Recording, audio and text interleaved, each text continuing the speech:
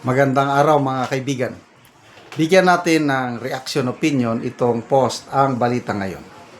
Ping Lacson, payag niya, kung unggoy ang tingin nila sa mga Pilipino, ano sila?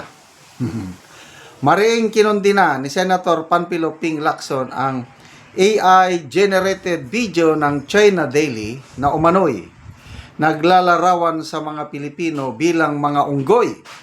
At sinabing mas sumasalamin ito sa karakter ng China kaysa sa sambayanang Pilipino.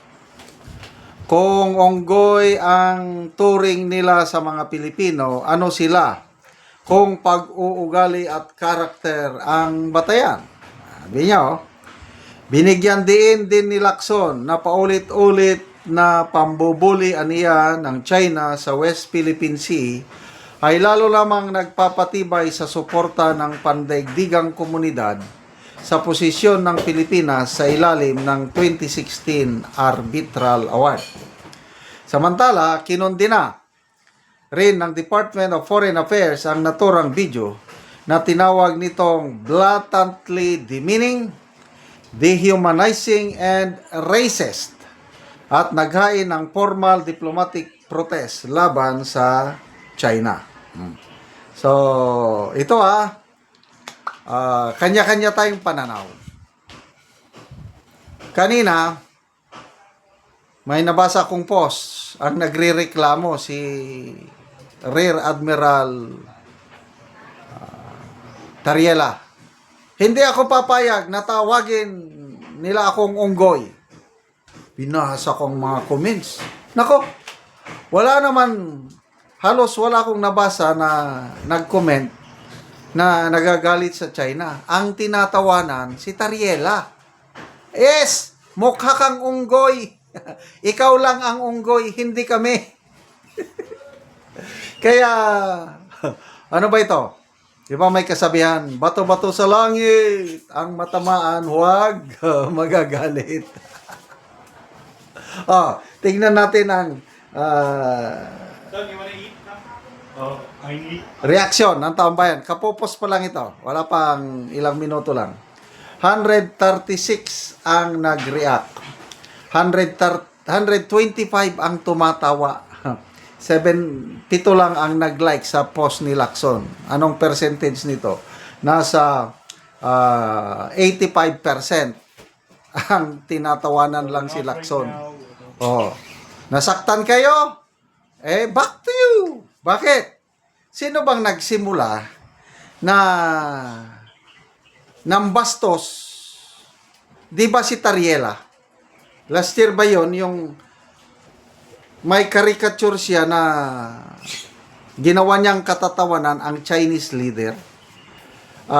Narinig ko ang paliwanag ni Ma'am Teresita Ang Si, isang respected Filipino Chinese leader. Sabi niya, ang laki ng paggalang ng mga Chinese kay President Xi.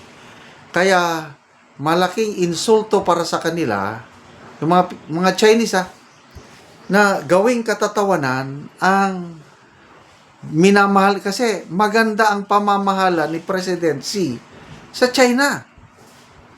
Tapos gawin mong caricature, pinagtatawanan. Tapos ang rason, freedom of expression, freedom of speech daw. Kayo ang nauna. So, anong kasabihan? Kung ano ang iyong itinanim, yan ang iyong aanihin.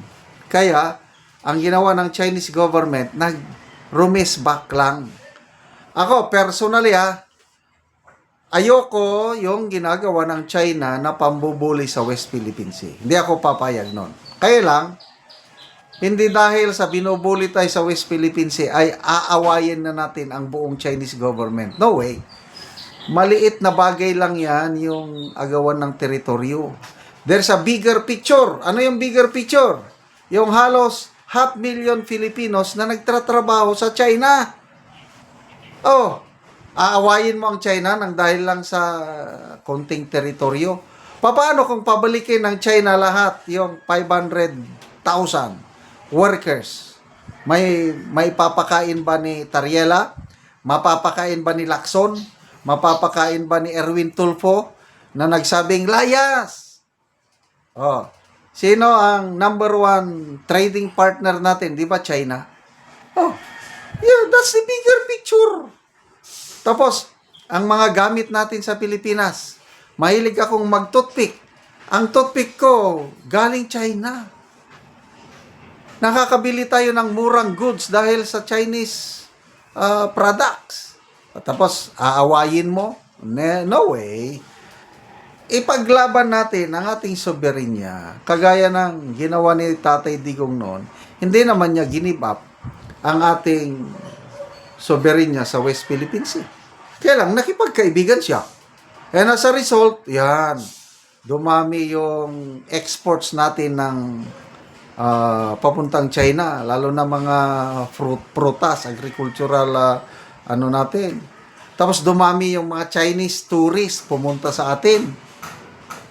2019, bago nag-pandemic, umabot ng 8.2 million tourists, foreign tourist arrivals. Karamihan dyan, Chinese. O ngayon, itong administrasyong ito, inaaway ang China. Anong nangyari? O, bumaba ang mga Chinese tourists. Ganyan lang yan. Ako, hindi ako alluded na unggoy ako. Hindi. Kasi, maraming, yung roots natin, maraming Pilipino ang may Chinese blood. Example, ang wife ko. Ang wife ko, singkit. Talagang very prominent ang kanyang Chinese blood. Ang aming unang apo, maputi na singkit. Tapos awayin mo yung matagal mo ng kapit na bahay, matagal ng kaibigan ng dahil lang sa West Philippine Sea. No way. Konting diplomasya, konting diskarte. Huwag tayong padadala sa US. Ang problema kasi is, ang Pilipinas, ginagamit tayo ng US para awayin ang China. Ayoko noon. Makipagkaibigan tayo sa China, kagaya ng ginagawa ng mga ASEAN neighbors natin. Meron din silang sigalot sa teritoryo with China. Kailang maganda ang relasyon nila. Dapat ganon. Salamat mga kaibigan sa inyong pagsubaybay sa channel nito. Nakakatulong kayo ng malaki sa tribong Talandig ng Bukidnon dahil ang income natin sa channel nito is pantulong sa tribo. Namimigay tayo ng libreng yero at pako para makapagpatayo sila ng mas maayos na tirahan. Panoorin nyo ang video na ito. Karon mo na nagipatindog nga balay sa natabangan na mo og yero. So mo na niyang yero nga among gihatag.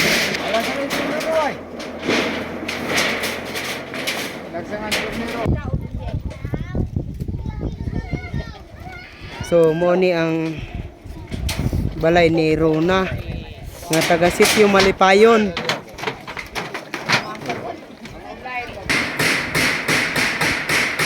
So nagpatabang lang sila ani sa pagpatindog o sa pag-atop, so gitabangan pod sila.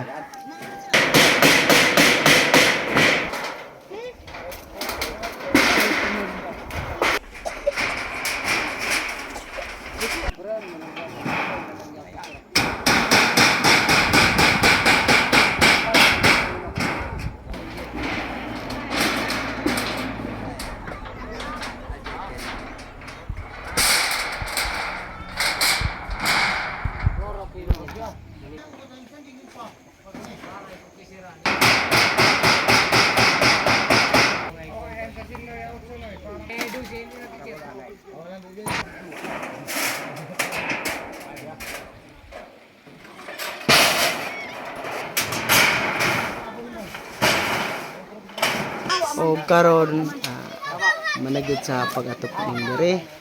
So, makita gid nato nga nato pa na gid ang gipatindog nga balay. Salamat sa Ginoo sa imong mas nagtawang sa sin. Kabalay na gyud akong anak, kitabangan na mo aron makabalaytan. Oo, so nakigpuyo lang dai man sa inyo ha. Oo, nagpuyo ra na Karon nakabalay na. Nakabalay na gyud. So pila gid man ka tuig nga nakigkuan lang siya, kigpuyo lang sa inyong balay. Kapin na gyud sa katuig. So karon pa gid siya Karon pa nakabalay gyud tungod sa tabang. tungod sa tabang. Oo, so makalahi na gyud sila. Oh, Oh, salamat kayo Manoy. kayo. Oh, salamat kayo.